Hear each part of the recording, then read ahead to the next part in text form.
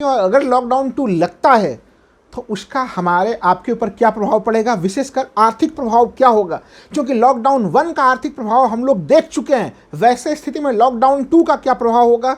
क्या लॉकडाउन 1 की इसके स्थितियों से देश बाहर जा चुका था, हमारी अर्थव्यवस्था उससे ज़्यादा पटरी पे आ चुकी थी और आने के बाद अब क्या फिर से हम लोग उस स्थिति में जा चले जाएंगे। अगर देखा जाए तो देश की अर्थव्यवस्था की पटरी पहले से ही वो दाएँ बाएँ हालत में थी। लॉकडाउन के पहले ही अर्थव्यवस्था की अच्छी स्थिति नहीं थी। हर तिमाही हमारे विकास दर के आंकड़े नीचे होते चले जा रहे थे। देश में कोरोना के बढ़ते मामलों को देखते हुए दिल्ली, यूपी, महाराष्ट्र, पंजाब, गुजरात, मध्य प्रदेश समेत कई प्रमुख शहरों में रात में नाइट कर्फ्यू लगाने का ऐलान किया गया है।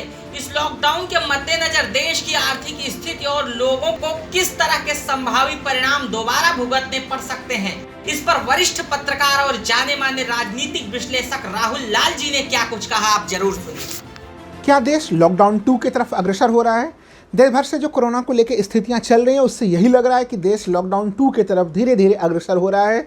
अभी देश भर के अलग अलग शहरों में नाइट कर्फ्यू लगाया गया है, ना केवल दिल्ली एनसीआर बल्कि अन्य हिस्सों में भी।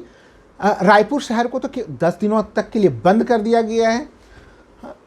गुजरात के हाईकोर्ट ने खुद ही कहा कि 4 दिन के लिए बंद कर दिया जाए। तो ये जो तमाम स्थितियां हम लोग देख रहे हैं यह कहीं न कहीं बृहत्तर लॉकडाउन की तरफ का संकेत दे रहा है। सबसे बड़ा सवाल जो उभरता है कि क्या लॉकडाउन 2 लगने वाला है, तो वो स्थितियां दिख रही हैं। और अगर लॉकडाउन 2 लगता है तो उसका हमारे आपके ऊपर क्या प्रभाव पड़ेगा, विशेषकर आर्थिक प्रभाव क्या होगा। क्योंकि लॉकडाउन 1 का आर्थिक प्रभाव हम लोग देख चुके हैं, वैसे स्थिति में लॉकडाउन 2 का क्या प्रभाव होगा। क्या लॉकडाउन 1 की इसके स्थितियों से देश बाहर जा चुका था, हमारी अर्थव्यवस्था उससे ज़्यादा पटरी पे आ चुकी थी और आने के बाद अब क्या फिर से हम लोग उस स्थिति में जा चले जाएंगे। अगर देखा जाए तो देश की अर्थव्यवस्था की पटरी पहले से ही वो दाएँ बाएँ हालत में थी। लॉकडाउन के पहले ही अर्थव्यवस्था की अच्छी स्थिति नहीं थी। हर तिमाही हमारे विकास दर के आंकड़े नीचे होते चले जा रहे थे। वैसे स्थिति में लॉकडाउन के झटके से हमारी अर्थव्यवस्था -24% तक पहुंची। सरकारी आंकड़ों के मुताबिक वास्तविक आंकड़े इससे काफ़ी ज़्यादा रहे होंगे और विशेषज्ञों के अनुसार कुछ तो -36 मानते हैं, कुछ -50 मानते हैं, लेकिन चलिए -24 तो था ही वो आंकड़ा। उसका प्रभाव ये रहा कि देश भर में करोड़ों लोग बेरोजगार हो गए। किस तरह से श्रमिक अलग अलग हिस्सों में जा रहे थे, अफरा तफरी की स्थितियां मची थी। कईयों को जीवन से भी हाथ धोना पड़ा था, लेकिन बेरोजगारी एक काफ़ी गंभीर समस्या बनी। एमएसएमई भारी मात्रा में बंद हुए, कुछ तो अब तक नहीं खुल पाए हैं और सरकार के राजस्व के स्रोतों पे भी बड़े मात्रा में कैंची चली। ये तमाम स्थितियाँ लॉकडाउन 1 में हम लोग देख रहे थे। वैसे स्थिति में अब अगर लॉकडाउन 2 लगता है तो उसका क्या प्रभाव पड़ेगा, ये एक बड़ा ही एक गंभीर सवाल बनता है। सबसे पहला प्रभाव तो रोजगार को लेके होगा और जो समाज का सबसे निचला तबका है वो सबसे ज़्यादा प्रभावित होगा। रेहड़ी पटरी से लेके तमाम दूसरे उन लोगों को के साथ साथ जो लघु और मध्यम वर्ग उद्योग है, एमएसएमई है, वो भी बहुत बुरी तरह से प्रभावित होगा।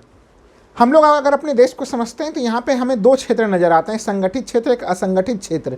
असंगठित क्षेत्र देश के 94% लोगों को रोजगार उपलब्ध कराता है। लॉकडाउन 1 में असंगठित क्षेत्र बुरी तरह से प्रभावित हुआ।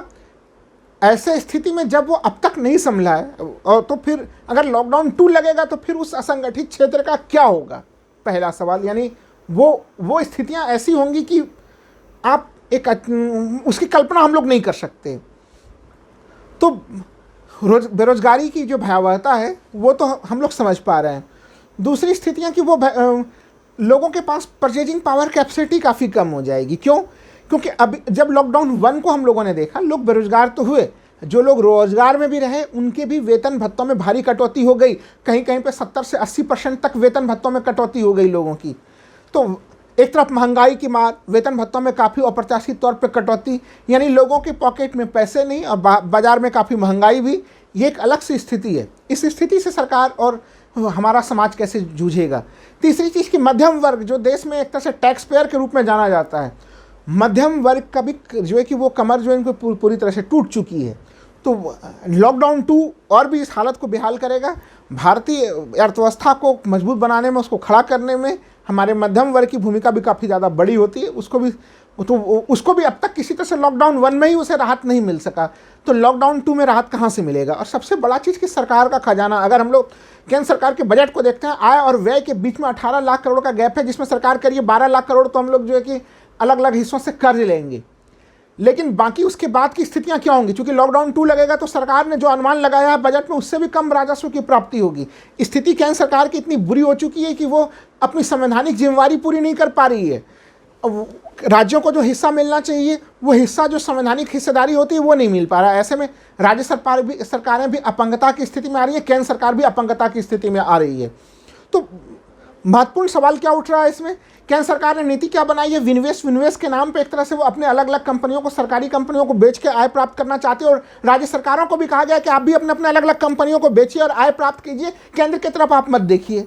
ये स्थितियां भी कितनी दुखद कर देने वाली स्थितियां हैं। लॉकडाउन 2 के बाद स्थिति और बिगड़ जाएगी। हम लोगों ने देखा कि अमेरिका, ब्रिटेन और दूसरे जो देश हैं वहाँ पे राज्य की जो भूमिका रही वो काफ़ी एक जिम्मेदारी लेने वाली भूमिका हुई। उन्होंने लोगों को काफ़ी ज़्यादा सहयोग किया।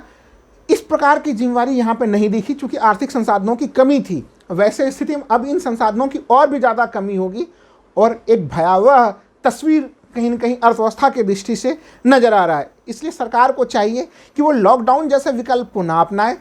लॉकडाउन के पहले भी कोई परिणाम उपलब्ध नहीं हुए हैं उसके, क्योंकि अगर 1 साल के बाद भी हम लोग अभी तक कोरोना से जूझ ही रहे हैं।